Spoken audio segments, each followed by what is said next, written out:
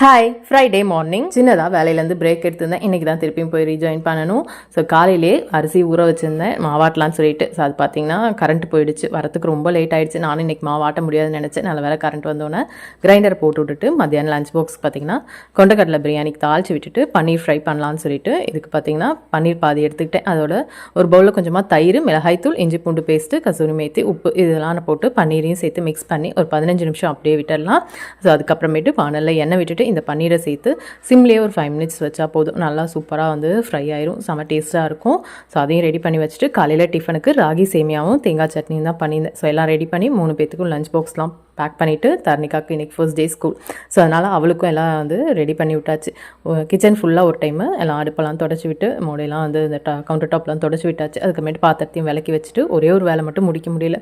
துணி மிஷினில் போடுறதுக்கு லேட் ஆகிடுச்சு. அதனால் அது மட்டும் காய வைக்கல. ஜெயிஸ்தா பார்த்திங்கன்னா வீட்டில் தான் இருக்கா. ஸோ அவள் காய வச்சிருவா. கடைசியாக பால் காய்ச்சிட்டு கிளம்பியாச்சு.